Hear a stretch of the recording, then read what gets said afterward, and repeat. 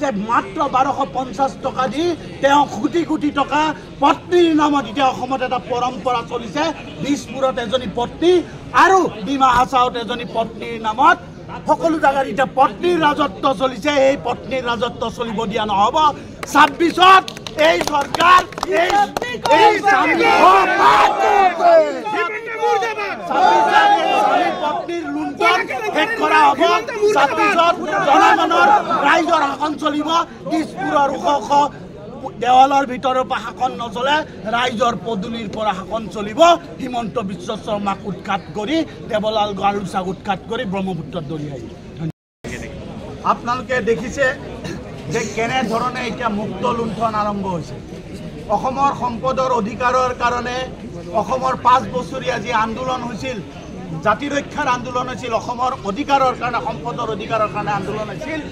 আজি সেই সম্পদ মুকলিভাৱে লুণ্ঠন কৰাত এই চৰকাৰখন জড়িত হৈছে আৰু সেই সম্পদ লুণ্ঠন কৰাৰ মূল চৰ্দাৰজন হ'ল হিমন্ত বিশ্ব শৰ্মা আপোনালোকে সকলোৱে দেখিছে যে এতিয়া হিমন্ত বিশ্ব শৰ্মা ডাঙৰীয়াই মুকলিভাৱে কোৱা আৰম্ভ কৰিছে দেৱলাল গাৰুচা নিৰ্দোষী কিন্তু হিমন্ত বিশ্ব শৰ্মাই পাহৰি গৈছে নেকি যে তেওঁৰ সতীৰ্থ তেওঁৰ দলীয় সতীৰ্থ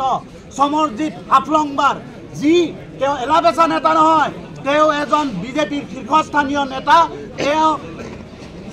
CM আছিল ডিমা হাছাওৰ প্ৰাক্তন CM আছিল তেওঁ মুকলিভাৱে হাজাৰ হাজাৰ বিজেপি কৰ্মীৰ আগত ৰাজপথত ওলাই কৈছিল যে এই গাৰুচা এই সিন্ডিকেটত জড়িত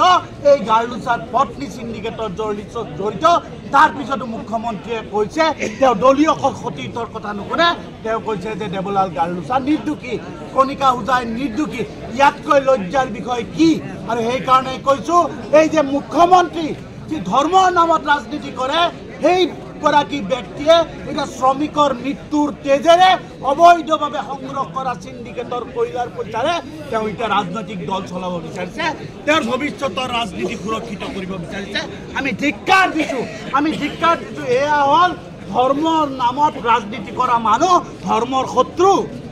এই ৰাজনীতি হিমন্ত বিশ্ব শৰ্মাৰ যি ATM লুৰিণজ্যোতি গগৈ কোৱাৰ দৰে যে মাৰ্ঘেৰিটা কাৰ্বি আংলং আৰু ডিমা হাছাও এই তিনিটা ATM হিমন্ত বিশ্ব শৰ্মা ডাঙৰীয়াৰ বন্ধ কৰিব লাগিব অসমৰ জনগণই 26ত নিজৰ ভোটাধিকাৰেৰে এই হিমন্ত বিশ্ব শৰ্মাৰ অবৈধ ATM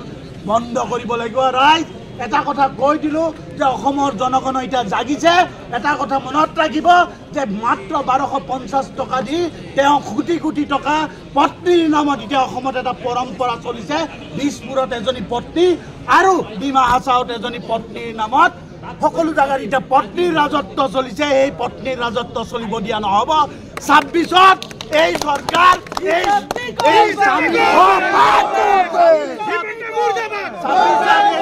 পত্নীৰ লুণ্ঠন শেষ কৰা হ'ব 26ত জনগণৰ ৰাইজৰ শাসন চলিব দিছপুৰৰ ওখ দেৱালৰ ভিতৰৰ পৰা শাসন নচলে ৰাইজৰ পদূলিৰ পৰা শাসন চলিব হিমন্ত বিশ্ব শৰ্মাক উৎখাত কৰি দেৱলাল গাৰুচাক উৎখাত কৰি ব্ৰহ্মপুত্ৰত দলিয়াই